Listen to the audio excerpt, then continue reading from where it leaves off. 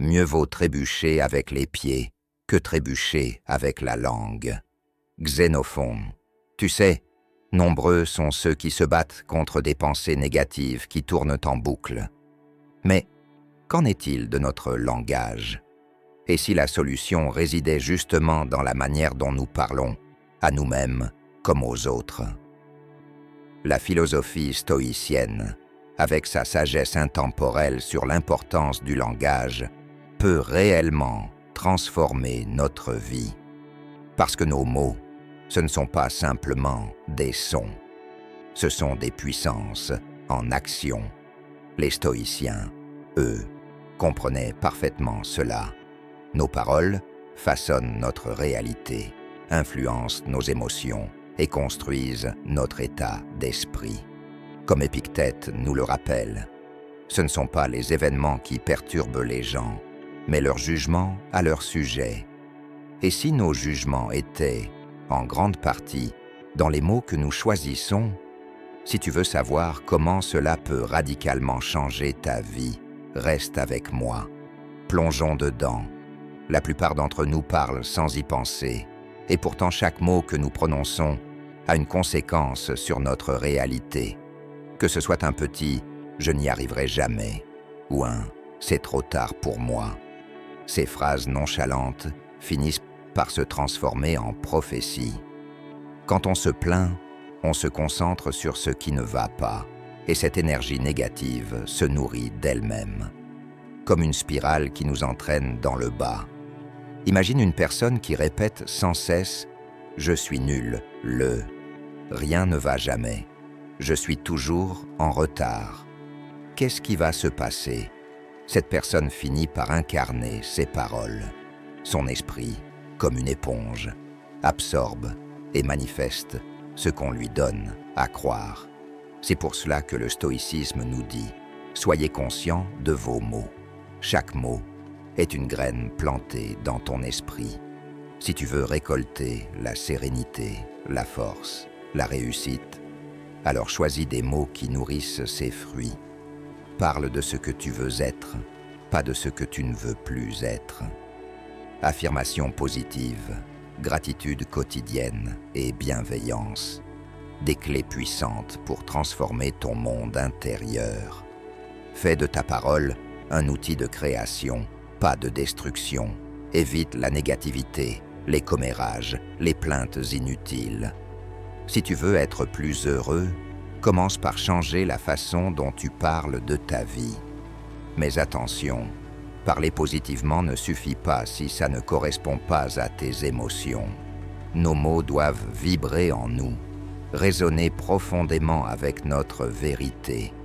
Comme Sénèque l'a dit, la vie heureuse est celle qui place l'esprit au-dessus de la peur et du désir.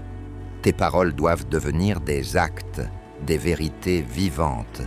Soit ton discours vise une vie où la paix intérieure se reflète dans chaque syllabe que tu prononces.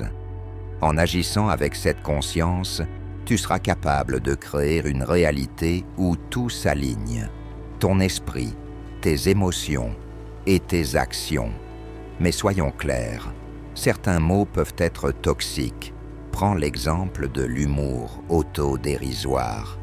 On pense parfois que faire des blagues sur nos défauts n'a pas d'importance, mais cela fragilise notre estime de soi.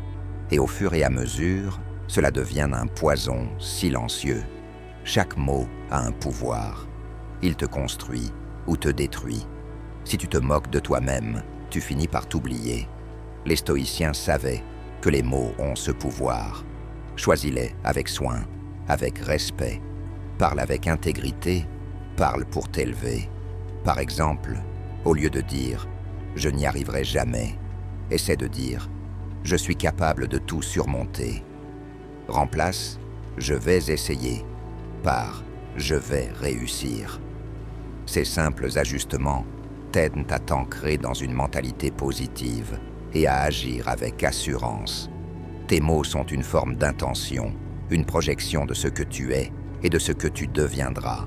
Tes paroles sont ton futur en devenir. Sois précis avec tes mots. Ne parle pas comme si tu n'avais pas de pouvoir. Lorsque tu te parles à toi-même avec respect et bienveillance, tu deviens un miroir de ce que tu souhaites créer.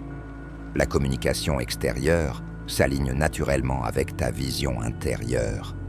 Si tu choisis de parler avec amour, ta vie commencera à se façonner selon cet amour. Choisis des mots qui te propulsent, qui t'inspirent à agir, à devenir une meilleure version de toi-même. Et si tu doutes encore de l'impact de tes mots, observe autour de toi. Les personnes qui se battent contre les finances parlent souvent de manque et de pauvreté. Et que diront celles qui réussissent? Elles parleront d'abondance et d'opportunité. Ce n'est pas un hasard. Les mots sont un outil puissant. Ils agissent comme des catalyseurs, créant des réalités que l'on vit chaque jour. Mais au-delà des simples mots, il y a cette vérité stoïcienne fondamentale. Tout est dans l'esprit. Marcus Aurèle l'a dit magnifiquement. Tu as pouvoir sur ton esprit, pas sur les événements extérieurs. Nous vivons souvent dans un monde où l'on cherche à contrôler l'extérieur, mais ce qui compte réellement, c'est de contrôler notre intérieur. C'est là que réside notre vraie liberté. Les mots ne se contentent pas d'exister dans notre tête. Ils se manifestent dans notre réalité. Ils traversent le temps et l'espace, influencent nos actions et touchent les autres d'une manière souvent plus profonde qu'on ne le croit. Un mot peut apaiser une âme, tout comme un mot peut briser un cœur. Tu te demandes peut-être « Quand commencer ?» Eh bien, maintenant. Ne laisse pas passer une autre seconde. Commence aujourd'hui. Réécris ta réalité à travers les mots que tu choisis. Quelles sont les phrases que tu veux voir se concrétiser dans ta vie? Je suis puissant. Je suis digne de succès. Écris-les, ressens-les, vis-les. Si cette vidéo t'a inspiré, lâche un pouce bleu pour aider cette sagesse à toucher d'autres personnes. Si tu n'es pas encore abonné, abonne-toi et active la cloche pour ne rien manquer.